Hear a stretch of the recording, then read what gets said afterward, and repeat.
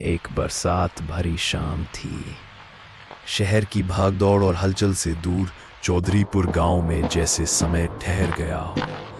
हवा में गीली मिट्टी की खुशबू थी जो मन को अजीब सा सुकून दे रही थी।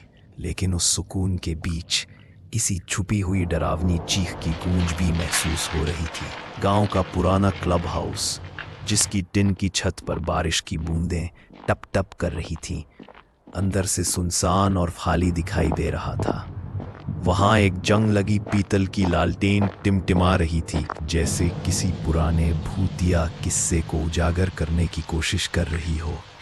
मैं शंकरदा के साथ उनके कहानियों में खोया हुआ इस शाम के अंधेरे का हिस्सा बन गया। तभी अचानक पुराने लकड़ी के दरवाजे पर जोर से धक्का पड़ा। अंदर आए। सफेद धोती कुर्ता, सफेद बाल और अनुभव की गहराई उनकी आंखों में चमक रही थी। क्या हाल है सबका? आज मौसम बहुत डरावना है, पर यही तो मौका है तुम्हें एक कहानी सुनाने का, जिसे सुनकर तुम्हारे शरीर के हर रोंगटे खड़े हो जाएंगे। बिजली चमकी, कमरा सफेद रोशनी से जगमगाया और फिर अंधेरा। मैं सरकारी सर्वे ऑफिसर था। चौधरीपुर गांव की सड़कों पर कदम रखते ही लगा जैसे किसी और दुनिया में आ गया हूं। मिट्टी की गलियां, साल और महुआ के पेड़, बैलगाड़ी और आसपास की अजीब खामोशी, सब कुछ मेरे लिए नया और रहस्यमय था। गांव के मुखिया ने मुझे अकेले रहने की चेतावनी दी। शाम के बाद कभी भी बाहर मत जाइएगा, खासकर श्मशान की तरफ। वहां निशाचर रहते हैं, दिन में दिखाई नहीं देते, लेकिन रात में अपना काम कर लेते हैं। समझकर नजरअंदाज किया। दोपहर में गांव जिंदगी और उत्साह से भरा था, लेकिन जैसे ही शाम आई, गांव ने अपना चेहरा बदल दिया। दुकानें बंद, घरों की लालटेनें बुझी, कुत्ते भी चुप। रात के 9:30 बजे मैं अपने कमरे में अकेला था। खिड़की से बाहर देखा तो आकाश घना और अंधेरा था। हल्की बारिश और तेज हवा की सरसराहट बांस के जंगल में किसी अदृश्य शक्ति की चेतावनी जैसा लग रही थी। तभी अचानक मुझे रोने की आवाज सुनाई दी, दूर से, किसी लड़की की। मैंने खिड़की से देखा। श्मशान की तरफ एक सफेद साड़ी में लड़की धीरे धीरे आ रही थी। उसकी आंखों में गहरा दर्द और करुणा थी। उसका चलने का तरीका अजीब और भयावह था। मैं बहुत मुसीबत में हूँ। मेरे पिता वहाँ बहुत लाचार हालत में पड़े हैं। कोई मदद नहीं कर रहा है। उसकी आवाज में लाचारी थी।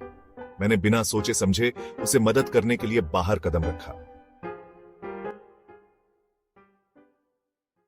हम 5 मिनट तक चले। रास्ता सुनसान, अंधेरा और घने पेड़ों से घिरा हुआ। सड़ी हुई फूलों की गंध, चिता की राख और अगरबत्ती की खुशबू सब मिलकर डरावना माहौल बना रही थी। तभी अचानक मैंने महसूस किया, कोई हमें देख रहा है। पीछे मुड़ा, लेकिन कोई नहीं था। रास्ते में एक पुराना तालाब आया। उसके पास एक पीपल का पेड़, लाल धागा और टूटे मिट्टी के दीपक। डर और बेचैनी बढ़ती जा रही थी। हम टूटे हुए घाट के पास पहुंचे। वहां एक बूढ़ा आदमी लेटा हुआ था। गले पर कट का निशान, सूखा हुआ खून बह रहा था। मेरी सांस थम गई। तुमने तो कहा था। मैंने लड़की की ओर देखा, लेकिन वह गायब थी। तभी किसी ठंडे बर्फ जैसे हाथ ने मेरे कंधे को छुआ। मैं जम गया। धीरे धीरे मुड़ा। वह लड़की खड़ी थी, लेकिन अब उसकी आंखें लाल, होंठ नीले और हंसी विकृत थी। उसने गाया अ हॉन्टिंग मेलोडी। मेरे सामने उसकी गोद में उसके मृत पिता का सिर था। धुन में सैकड़ों आत्माओं का रोना और हाहाकार था। मेरा शरीर पत्थर जैसा हो गया। सैकड़ों आवाजें मेरे चारों ओर गूंज रही थीं। डर और आतंक ने मुझे जकड़ लिया। फिर अचानक सब कुछ अंधेरा। अगली सुबह जब होश आया, मैं श्मशान की गीली मिट्टी पर लेटा था। शरीर ठंडा, चारों ओर सन्नाटा। न लड़की, न बूढ़े की लाश, न कोई परछाई। गांव वालों से पता चला, 10 साल पहले डाकुओं ने बूढ़े को मारकर श्मशान में फेंक दिया था। लड़की ने नदी में कूदकर जान दी थी। तब से रातों में उनकी आत्माओं की चीख सुनाई देती थी। मैं सिर्फ गवाह नहीं था, बल्कि उनके दर्द का अनुभव करने वाला बन गया।